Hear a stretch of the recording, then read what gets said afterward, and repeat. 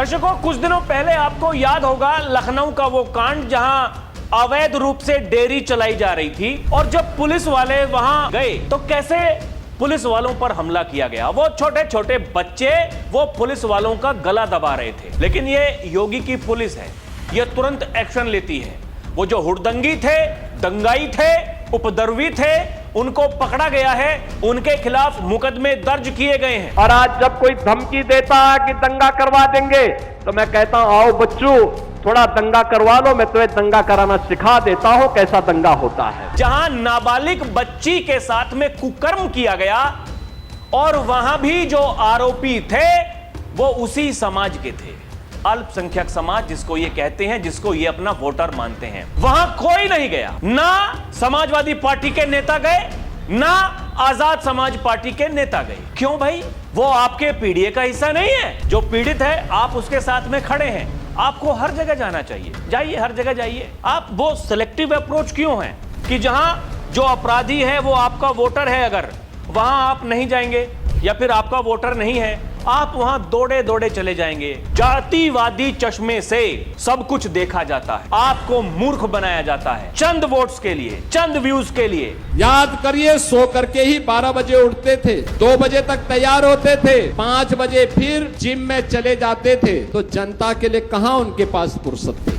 ये लोग माफिया के सामने नाक रगड़ने वाले लोग थे, दंगाइयों को अपने घर में बुला करके उन्हें सम्मानित करते थे। अब यूपी बदल चुका है। दर्शकों नमस्कार, डीएनपी इंडिया देख रहे हैं आप, साथ हूं मैं आपके राहुल चौधरी। कुछ लोग हैं जो दलितों के चैंपियन बने घूम रहे हैं, वो पिछड़ों के चैंपियन बने घूम रहे हैं, और जो अल्पसंख्यक हैं उनके चैंपियन तो वो हमेशा से हैं।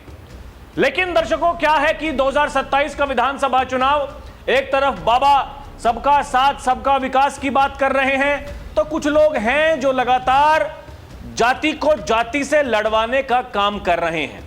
देखिए, ये जो इनके मंसूबे हैं, इनके भीतर जो चल रहा है, ये देश तोड़क तत्व जो लगातार सामाजिक ताने बाने को छिन्न भिन्न करने का प्रयास कर रहे हैं।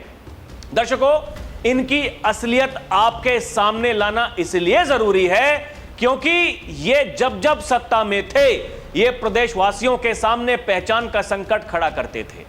आज भी ये वही काम कर रहे हैं, और ये जब भी आएंगे इनके बारे में कहते हैं योगी आदित्यनाथ, ये बच्चों के भविष्य के साथ में, प्रदेशवासियों के साथ में ये पहचान का संकट खड़ा करेंगे क्योंकि यही इनका काम करने का तरीका है।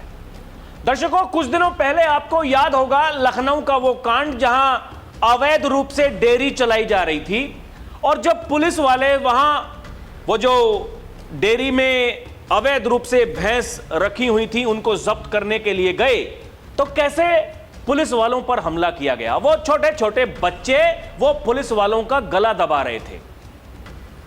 एकदम मेन स्ट्रीम पर वो खबर उस समय चली। दर्शकों, हमने भी वीडियो बनाई। देखिए, सभ्य समाज में ये तस्वीरें ये ठीक नहीं है आना, हमने तब भी उसका विरोध किया था।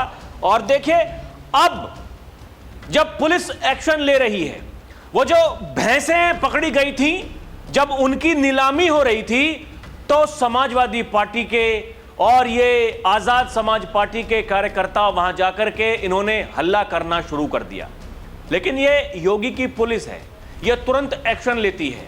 वो जो हुड़दंगी थे, दंगाई थे, उपद्रवी थे, उनको पकड़ा गया है, उनके खिलाफ मुकदमे दर्ज किए गए हैं। यही तो है योगी का काम करने का तरीका। इसलिए तो वो कहते हैं कि प्रदेश में अगर कोई भी दुस्साहस करेगा, कहेगा कि मैं दंगा करूंगा, तो मैं उनको कहता हूं कि बच्चों आओ, बच्चों आओ, आओ ना, आओ, मैं तुम्हें दंगा करना सिखा देता हूं। यही है योगी आदित्यनाथ का काम करने का तरीका। एक बार फिर से उन्होंने सिखा दिया दर्शकों को। लेकिन आप ये देखिए, इनका दोहरा मापदंड देखिए, ये दोहरा इनका जो दोगला चरित्र है, इनका चेहरा देखिए आप। वहां चाहे समाजवादी पार्टी वाले हों, चाहे ये आजाद समाज पार्टी वाले हों, तुरंत पहुंच गए क्योंकि जिनको पीड़ित बताया जा रहा है वो इनका वोटर है, अल्पसंख्यक समाज का है। दर्शकों, पश्चिमी उत्तर प्रदेश के मुजफ्फरनगर में एक और कांड सामने आया 2 दिन पहले, जहां नाबालिग बच्ची के साथ में कुकर्म किया गया और वहां भी जो आरोपी थे वो उसी समाज के थे, अल्पसंख्यक समाज जिसको ये कहते हैं, जिसको ये अपना वोटर मानते हैं। और बच्ची वो दलित बच्ची थी। वहां कोई नहीं गया, ना समाजवादी पार्टी के नेता गए, ना आजाद समाज पार्टी के नेता गए। क्यों भाई? वो आपके पीडीए का हिस्सा नहीं है, उनके वोट आपको चाहिए ना। लेकिन जब उनकी बच्चियों के साथ में ऐसा कुछ हो रहा है तो फिर आप एक्शन नहीं लेंगे? आप जाकर के सरकार से मांग नहीं करेंगे कि वहां उस बच्ची के साथ में गलत हुआ? कुछ दिनों पहले आपको याद होगा, मेरठ के कपसाड़ गांव में जहां ठाकुर बनाम दलित करना था, वहां ये समाजवादी पार्टी वाले भी पहुंच गए, वहां ये आजाद समाज पार्टी वाले भी पहुंच गए, कांग्रेस वाले भी वहां पहुंच रहे थे। एक और केस जो थप्पड़ वाला कांड सामने आया, वहां भी बच्ची थी, दलित थी, लेकिन जो आरोपी था वो इनका वोटर नहीं था। उसके खिलाफ भी ये वहां धरना देने के लिए चले गए। ये पुलिस के एक्शन पर सवाल उठा रहे थे। जहां इतना बड़ा कांड हो गया, उसके बाद में जो कप्तान हैं वहां के, उनके कुछ फोटो वीडियो वायरल हुए जहां वो उन जो प्रदर्शनकारियों पर थप्पड़ बरसा रहे थे। हालांकि दर्शकों, उनको भी, कप्तान साहब को इस समय लखनऊ बुला लिया गया है। उन्होंने, क्योंकि फिर उनके साथ में वही काम किया था, जो आरोपी थे फिर वहां दादागिरी करने के लिए गए तो फिर उनको पीट दिया गया। ये सब कुछ चल रहा है। हम बार बार इस बात को कहते हैं, हम किसी भी मारपीट, हिंसा, आगजनी, तोड़फोड़ उसके पक्ष में बिल्कुल भी नहीं है। हम सभ्य समाज का हिस्सा हैं, हम सामाजिक लोग हैं, हम समाज की बात करते हैं, हम सबका साथ सबका विकास की बात करते हैं। उसमें कोई जाति नहीं, कोई मजहब नहीं, जितनी भी जन कल्याणकारी योजनाएं हैं उसमें सभी को लाभ मिलना चाहिए।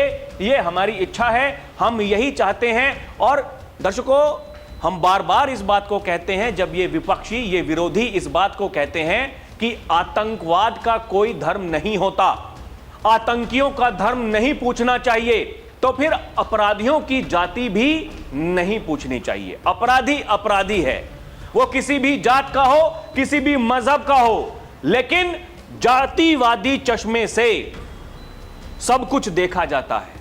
आपको मूर्ख बनाया जाता है चंद वोट्स के लिए, चंद व्यूज के लिए, वो पब्लिसिटी के लिए। आपको गुमराह करके ये लोग सिस्टम में आते हैं और सिस्टम में आने के बाद दीमक की तरह उसको खोखला कर देते हैं। फिर उससे बाहर निकलने के लिए 9 से 10 वर्ष लग जाते हैं, जो योगी आदित्यनाथ ने उत्तर प्रदेश में किया। आज वो डंके की चोट पर खड़े होकर के कहते हैं कि उत्तर प्रदेश में दंगे नहीं होते, कर्फ्यू नहीं लगते। बीते दिन बता रहे थे योगी कि ये जो आज जगह जगह जाकर के वो जर्जर भवन दिखा रहे हैं, उनके फोटो डाल रहे हैं, उनकी वीडियोस डाल रहे हैं, जिनके इशारे पर काम कर रहे हो ये संस्थान, ये उन्हीं की देन है, वो उन्होंने ही दिए हैं। लेकिन आपको वो चीजें नहीं बताई जाती हैं। दर्शकों, कहा योगी आदित्यनाथ ने कि पहले वो जो 1 महीने का काम था वो 6 महीने में ये लोग करते थे। 3 महीने ये खाली परीक्षा चलती थी, 3 महीने लगते थे उसका रिजल्ट आने में, और 3 महीने बच्चे स्कूल नहीं जा पाते थे क्योंकि कर्फ्यू लगते थे। आज केवल 1 महीने में सब कुछ हो जाता है, परीक्षा भी हो जाती है और उनका रिजल्ट भी आ जाता है। यह किसने करके दिखाया है? डबल इंजन की सरकार ने करके दिखाया है। सस्ती लोकप्रियता हासिल करने के लिए उन्होंने प्रदेश के नौजवानों के सामने पहचान का संकट खड़ा किया था। तात्कालिक रूप से नौजवान को लगता था कि हितैषी हैं, हितैषी नहीं थे, दुश्मन थे युवाओं के, जो उन्होंने पहचान का संकट खड़ा किया था आपके सामने। और आज जो 6 महीने लगते थे परीक्षा में, हमने उसको घटा करके, मैं जब पहली बैठक किया था 2017 में, मैंने आज बोर्डों, उत्तर प्रदेश माध्यमिक शिक्षा बोर्ड को बुलवाया। मैंने कहा भाई आपकी परीक्षा कितना समय लगता है? उन्होंने कहा साहब 3 महीना। मैंने कहा परिणाम आने में? उन्होंने कहा 3 महीना। मैंने कहा इसको 1 महीना करो। उन्होंने कहा नहीं हो पाएगा। तो मैंने कहा कुर्सी छोड़ो, मैं 1 महीने के अंदर कराऊंगा, 1 महीने के अंदर कराऊंगा। और आज मुझे आपको बताते हुए प्रसन्नता है, मैं 14 दिन में यूपी बोर्ड की परीक्षा कराता हूं और अगले 14 दिन में उसका परिणाम भी दिलाता हूं। 56 लाख अभ्यर्थी उस परीक्षा में होते हैं, लेकिन उसको लोग गुमराह करके बदनाम करने का लगातार कुत्सित प्रयास कर रहे हैं। वो कौन लोग हैं, उनकी पहचान करना इसलिए जरूरी हो जाता है। दर्शकों, आप ये देखिए ना, ये लखनऊ में दरोगा पर हमले के बाद जब्त भैंसों की नीलामी, समाजवादी पार्टी का हंगामा, पुलिस ने खदेड़ा। लखनऊ में दरोगा पर हमले के मामले में जब्त की गई भैंसों की नीलामी के दौरान भारी हंगामा हुआ। समाजवादी पार्टी के विधायक अरमान खान और कार्यकर्ताओं के विरोध के बीच पुलिस ने प्रदर्शनकारियों को खदेड़ा। वहीं अखिलेश यादव ने पीड़ित परिवारों से मिलकर पार्टी के पूर्ण समर्थन का आश्वासन दिया है। मतलब यहां उनको पीड़ित बताया जा रहा है। जो आप देखिए ये तस्वीर, ये पुलिस वाला दरोगा है, इसका गला कैसे दबाया हुआ था और ये भीड़ कैसे वहां, ये लाल टोपी वाले वहां पहुंच गए, वहां जाकर के हल्ला काट रहे थे। यही तो लोग कह रहे हैं कि लखनऊ पारा में दरोगा विनय पटेल को बुरी तरह पीटने, गला दबाकर हत्या की कोशिश करने वाले अब्दुल के समर्थन में सड़क जाम करने वाले सपाइयों पर एफआईआर दर्ज हो गई है। अनीस राज और उसके साथी, बताया जा रहा है कि करीब 50 अज्ञात के खिलाफ एफआईआर दर्ज और 10 उसमें जिनके नाम दर्ज हैं। ये आप ये तस्वीरें देख लीजिए कि कैसे वहां जाकर के जो प्रशासन अपना काम कर रहा है उसको नहीं करने देते हैं, और दूसरी तरफ अखिलेश यादव उस परिवार को समाजवादी पार्टी के कार्यालय बुला करके आप देखिए उनको सम्मानित करते हुए यहां पर नजर आ रहे होंगे। यह है इनका दोहरा चरित्र। दर्शकों देखिए, यही खबर बताई जा रही है कि ये जो 16 से 18 अगस्त के आसपास जब वो भैंसें जब्त की गई, पहले अभियान में पुलिस नगर निगम टीम पर हमला हुआ था जिसमें एक दरोगा घायल हुआ था और पुलिस की गाड़ियां तोड़ी गई थीं। यानी वहां भी दादागिरी देखने को मिली। और कल जब वो भैंसें पकड़ी गईं, उनकी जब नीलामी हो रही थी, तब भी वो गुंडे वहां जाकर के उपद्रव कर रहे थे। ये देखिए, जो पशुपालक हैं उनके समर्थक वो वहां पहुंचे। समाजवादी पार्टी, आजाद समाज पार्टी का प्रदर्शन, सपा की यूथ ब्रिगेड, विधायक फरमान खान, पार्षद, सांसद चंद्रशेखर की आजाद समाज पार्टी के कार्यकर्ता मौके पर पहुंचे। नीलामी स्थगित करने, मेयर, नगर आयुक्त के खिलाफ नारेबाजी करने लगे और आरोप लगाया कि बाहरी जिलों से कसाई खरीदार आए हैं। हिंसा हुई और पुलिस वालों के साथ में वहां झड़प हुई। प्रदर्शनकारियों ने बाहरी खरीदारों को धमकाया, पीटा। एक सीतापुर के युवक पर लात घूंसे चले, पुलिस से भिड़ंत हुई। एक पशुपालक ने दरोगा की गर्दन पकड़ी। यानी कल भी दरोगा की गर्दन पकड़ने की कोशिश की गई। आप देखिए, और फिर ये जाते हैं कहां? समाजवादी पार्टी के मुखिया के पास में, कहते हैं अरे साहब देखिए अत्याचार हो रहा है। अरे अत्याचार, पहले तो जो गलत काम होते हैं भाई, वो क्या आपको पहले पता नहीं है कि आप गलत काम कर रहे हो? परमिशन लेनी होती है। इस मामले की शिकायत वहां के जो स्थानीय लोग हैं उन्होंने की। उन्होंने कहा कि ये देखिए, ये किस तरीके से अवैध रूप से यहां पर डेयरी चला रहे हैं, इनके पास में कोई परमिशन नहीं है और गंदगी फैला करके रखते थे।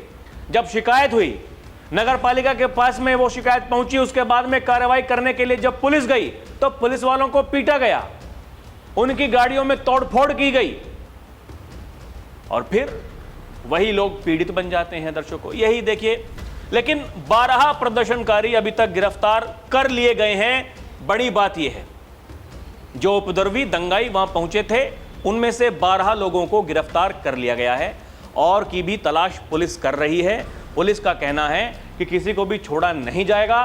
दूसरी तरफ अखिलेश यादव हों चाहे चंद्रशेखर आजाद हों, वो अपनी राजनीति चमकाने में कोई कसर नहीं छोड़ रहे हैं। लेकिन दर्शकों, दुख तब होता है जब ये लोग वहां नहीं पहुंचते हैं जहां जो आरोपी हैं वो इनका ही वोटर है। देखिए, यहां भी जो आरोपी वो इनका ही वोटर है, लेकिन उसको बचाया जा रहा है। किस लिए बचाया जा रहा है? क्योंकि उसकी लड़ाई पुलिस वालों के साथ है और यहां जो उनका वोटर है वो बड़ा बड़ा कारनामा वहां पर करके दिखा रहा है, लेकिन क्योंकि वो वहां पर जो पीड़ित हैं, जिनके खिलाफ अपराध हुआ है, दलित हैं। ये दलितों के चैंपियन है ना, ये तो पिछड़ों के चैंपियन हैं। ये तो जाते हैं हर जगह जाति को जाति से लड़वाने के लिए। लेकिन दर्शकों देखिए, नाबालिग से कुकर्म के बाद लगी पंचायत में बीजेपी के नेता तो वहां पहुंच रहे हैं। संजीव बालियान, देखिए बीजेपी के नेता तो पहले भी पहुंचे थे, उस केस में भी पहुंचे थे मेरठ वाले में, उससे पहले जो कपसाड़ गांव में हुआ वहां भी पहुंचे थे, लेकिन वहां समाजवादी पार्टी के लोग भी पहुंचे थे, आजाद समाज पार्टी के लोग भी पहुंचे थे, कांग्रेस पार्टी के लोग भी पहुंचे थे। ये लोग यहां क्यों नहीं पहुंचते हैं? क्यों नहीं पहुंचते हैं? यही तो सवाल है, यही तो इनका दोहरा चरित्र है। दर्शकों, आप ये देखिए ना, ये मुजफ्फरनगर में दलित युवती के साथ में जो कुछ हुआ उसके विरोध में रामलीला टिल्ला मैदान में पंचायत का आयोजन किया गया, जिसमें आरोपियों पर सख्त से सख्त कार्रवाई की मांग की गई है। बताया जा रहा है बड़ी संख्या में वहां लोग पहुंचे।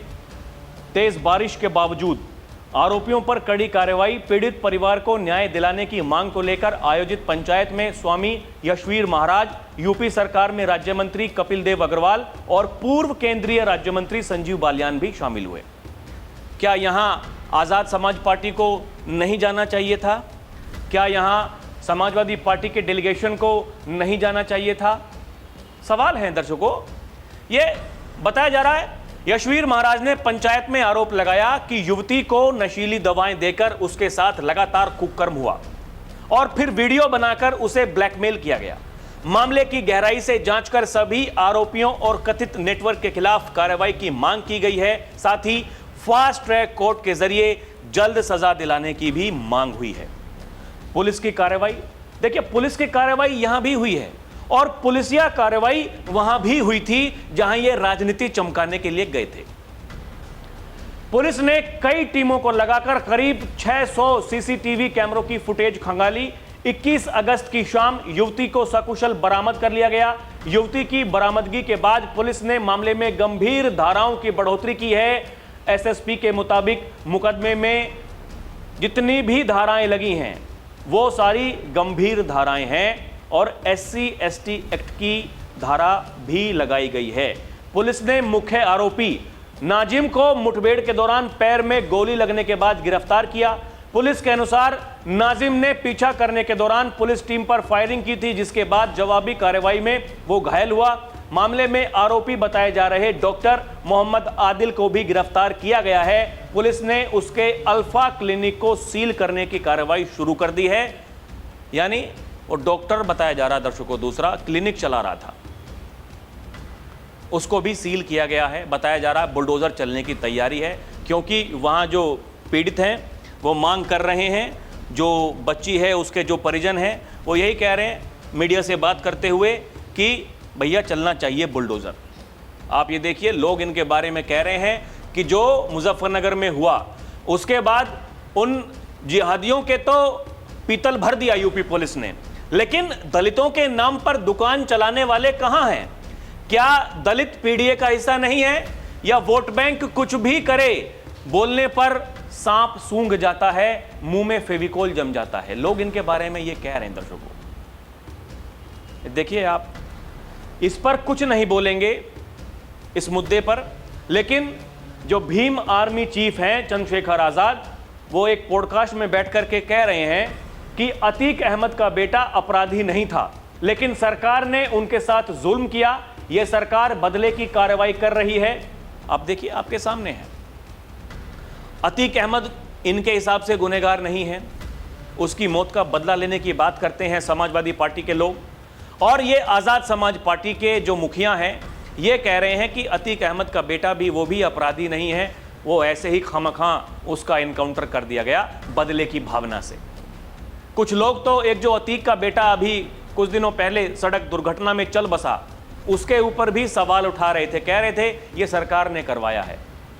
कहीं की ईंट कहीं का रोड़ा, भानुमति ने कुनबा जोड़ा, और ये भानुमति का कुनबा ऐसा है ये आपस में लड़ता है, इनमें होड़ मचती है श्रेय लेने की। ऐसे मुद्दों पर जगह जगह ये लोग जाते हैं, वही नौटंकी ड्रामेबाजी इनकी हर जगह आपको दिखाई देगी दर्शकों। लेकिन आप देखिए ना, एक तरफ कितनी दूर है मुजफ्फरनगर जहां ये रहते हैं, नगीना से कितनी दूर है, वहां नहीं जा पा रहे हैं, अपने समर्थकों को वहां पर नहीं भेज पा रहे हैं।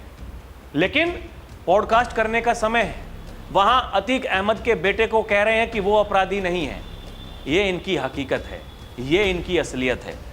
दर्शकों देखिए, सोशल मीडिया पर ये इनके कुछ पुराने ट्वीट्स हैं, लोग वो स्क्रीनशॉट्स लेकर के ये 2018 के कुछ, 2017 के कुछ, उसी दौरान के बताए जा रहे हैं। और ये कह रहे हैं कि महिलाओं के प्रति ये भीम आर्मी चीफ, ये आज़ाद समाज पार्टी के प्रमुख की क्या सोच है, वो इनके पुराने जो ट्वीट हैं उससे स्पष्ट हो जाता है। क्योंकि मैं ब्राह्मण समाज की बेटी हूं, क्षत्रिय समाज की बहू हूं, इसलिए चंद्रशेखर रावण जैसे नेताओं को वो गाली गलौज करने में कोई दिक्कत नहीं हो जाती है और हमें अपमानित करने का इनको लाइसेंस मिल जाता है। दर्शकों, हम इसकी पुष्टि नहीं करते ये ठीक है नहीं है, लेकिन सोशल मीडिया पर चल रहा है वो गाली गलौज जो चंद्रशेखर आजाद ने की हुई है। और ये केवल महिला के प्रति, इसके प्रति नहीं है, वो चाहे पत्रकारों के खिलाफ हो, वो चाहे ऐसे लोगों के खिलाफ हो, जगह जगह वही गाली गलौज, इस तरह की भाषा। उसके बाद में नेताजी नेता बन जाते हैं, सांसद बन जाते हैं। अरे अब तो भाई साहब वो पुलिस वालों को जाकर के धमकाते हैं, वो कहते हैं अरे तुम्हारी औकात क्या है, बुलाओ अपने अधिकारी को, मैं हूं, मैं चाहूं तो यहां अभी लाखों लोग बुलवा दूंगा। जंतर मंतर पर ये नेताजी गए थे ना, वहां पर धमकाने के लिए, ये लड़ाई लड़ रहे थे। आप देखिए उस दौरान जो मैंने अभी मेरठ का वो किस्सा आपको बताया, दर्शकों, ये आज़ाद समाज पार्टी के लोग जब इनको हटाया गया एक जगह से, वहाँ जो मेरठ के कप्तान थे उन्होंने हटाया, उसके बाद में इन्होंने जो नेशनल हाईवे है उसको जाम कर दिया। सोशल मीडिया पर ट्वीट कर रहे थे, कह रहे थे देखिए ये कोई आम रास्ता नहीं है, ये नेशनल हाईवे है, ये हमारी ताकत है, हम कुछ भी रोक सकते हैं, किसी भी सड़क को जाम कर सकते हैं, हिम्मत है तो फिर रोक करके दिखाइए। ये धमकी, लोकतंत्र में इस तरह की धमकी क्या ये जायज़ है क्या? और सबसे बड़ा सवाल यही है कि भाई अगर आप जा रहे हैं, आप नेता हैं, जो पीड़ित है आप उसके साथ में खड़े हैं, आपको हर जगह जाना चाहिए, जाइए, हर जगह जाइए। आप वो सिलेक्टिव अप्रोच क्यों है कि जहां जो अपराधी है वो आपका वोटर है, अगर वहां आप नहीं जाएंगे, और जो अपराधी वो ऊंची जातियों के हैं या फिर आपका वोटर नहीं है, आप वहां दौड़े दौड़े चले जाएंगे? ऐसा कैसे हो सकता है? वही लोग पूछ रहे हैं, इनके बारे में कहते हैं योगी आदित्यनाथ। आप देखिए वहां पाकिस्तान में, बांग्लादेश में, वहां जब हिंदुओं का नरसंहार हो रहा था, इनके मुंह में फेविकोल जम गया था। अभी 2 दिन पहले वहां बांग्लादेश में, दर्शकों, एक पूरा परिवार खत्म कर दिया गया। किसी के मुंह से एक शब्द भी निकला क्या? नहीं निकलेगा। क्यों? क्योंकि वो इनका वोटर नहीं है, इनका वोट बैंक नहीं है, इनको अपने वोटों की चिंता है, इनको वही तुष्टीकरण की राजनीति की चिंता है, ये वही सीखे हैं, उसके अलावा इनके पास में कुछ नहीं है इस प्रदेश की जनता को देने के लिए, बताने के लिए। बाकी दर्शकों, आपको क्या लगता है हमें कमेंट करके बताएं। अभी के लिए इतना ही। देखते रहें डीएनपी इंडिया, हर खबर भरोसे के साथ। हमारी आपसे अपील है आप हमारे चैनल को सब्सक्राइब भी करें। बहुत बहुत धन्यवाद। जय हिंद, जय भारत, नमस्कार।